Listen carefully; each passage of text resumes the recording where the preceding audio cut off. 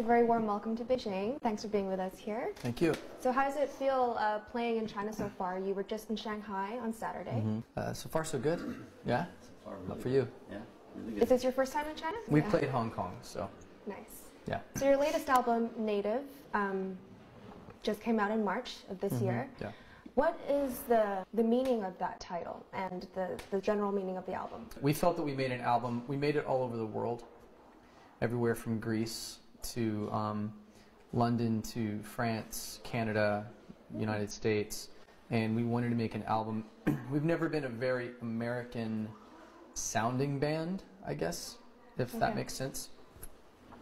We're very much American, but we don't make music. We make music that I think sounds familiar and local to like many countries everywhere. Interesting. And so that was kind of the idea. We wanted to make an album that people in New Zealand and South Africa and Montreal and Beijing, Shanghai, and would feel they would relate to it, and it would become familiar to them, and people would claim it as their own kind of soundtrack, you know. On a global scale. On a global scale. Local on a global scale. Local on a, actually, I'm going to take that phrase. We are local on a global scale. I like that a lot. Right? That's really good. That's very good. You should go into journalism. I majored in advertising. Oh, there you Just go. like you. So did I. Yes. Yeah. Awesome. Over the past 10 years, the special thing about your band, one of the special things, is you managed to cover a large variety of genres. Yeah. Starting from your first album, which was more rock pop. Yep. And then you came out with, of course, the big hit single, Apologize, with Timberland. And that progressed into sort of a hip-hop base for your second album, and now your third album is also very different. Can you explain how it's different from your past two albums? I would have to ask, I mean, it's very different sonically from our last two albums. There's a lot more acoustic guitar. A lot of the songs are written on acoustic. It's a lot more tempo. This is the most driving album that we've ever put out. A lot more energy, a lot more energy. The sound is more traveled. You can tell we've been around and back again. And the first album was very much, it was darker. It was kind of moody, depressed, as he said, a little bit. Yeah. Apologize was me. The last song that I wrote that was about, you know, all of the relationships I had in high school and college. And elementary school. Dating all the way Going all the way back, my broken-hearted 10-year-old self. And, you know, and the other thing that I think OneRepublic that we do that I think is our responsibility is making people feel excited about life and feel like there's something to look forward to. So, would you say that your music changes with the times? I would say so. I mean, you mentioned EDM. The only thing on the album really that's EDM, in my mind at least, was If I Lose Myself. It wasn't like just trying to chase a fad. I did a couple songs. I did a song with Zed, a song with Alesso, and Sebastian Ingrosso, Swedish House Mafia. You know, bands can do what they do best, and DJs can do what they do best. And so, at the end of the day, my favorite version of the song is, now it's Alesso's version. I actually like his remix better than us. Let DJs... You want to remix Like Counting Stars? Did with your song. Yes, exactly. I think most bands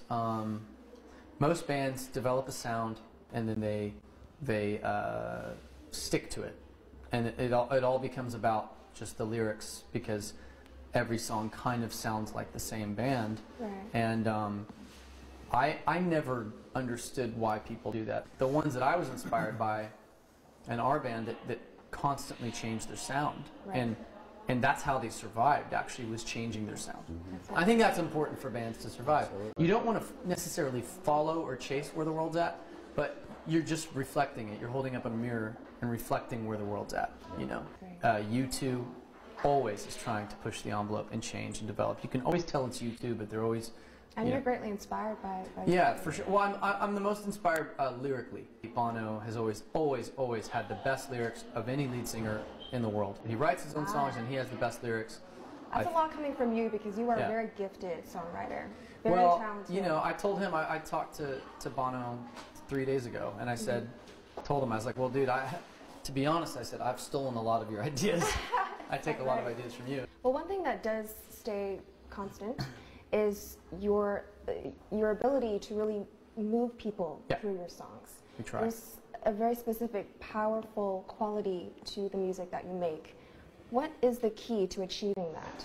How would you describe that? To me, I think it'd be a combination of everything. It's The everything. lyrics, Yeah. the It is. instruments, the vocals. I mean, you have incredible vocals. Yeah, it's everything. Yeah. It's I think a lot of it, like, it starts with, like, you know, the music, but a lot of it is honesty, being honest with ourselves in the music, lyrics especially.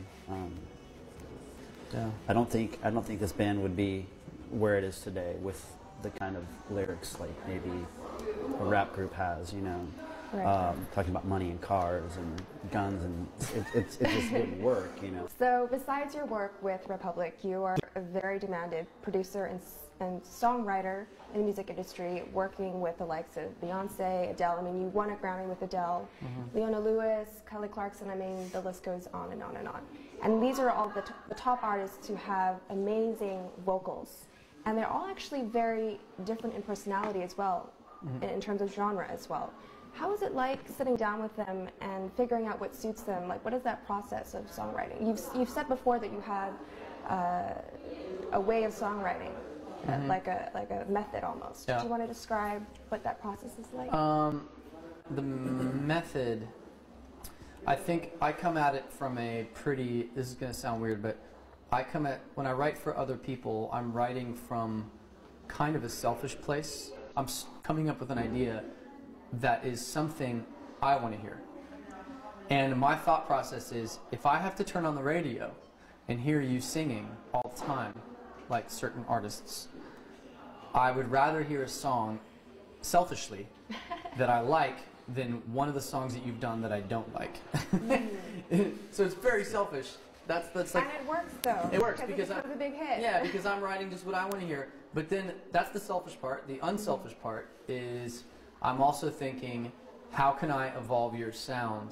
How can I do something that your fans maybe didn't expect, but are just blown away. Like, and lately with a lot of the artists I'm working with, I've been shifting their sound because I'll come in and I'll just be very honest and say, I'm bored with what you're doing. I cannot do the same thing again. Like, I will absolutely, whether it's another artist, like you said, Beyonce, if she asked me to, do another Halo, Right. no, I'd rather try something new and fail than just copy myself over and over and over and over and over again and Right. and Well, I win. have mad Yeah. respect for that. I think that's So, the way to go as an artist. thank you. Thank you so much. Yeah. Thank you. Pleasure to meet you. Rock out Me tonight. too. Thank you.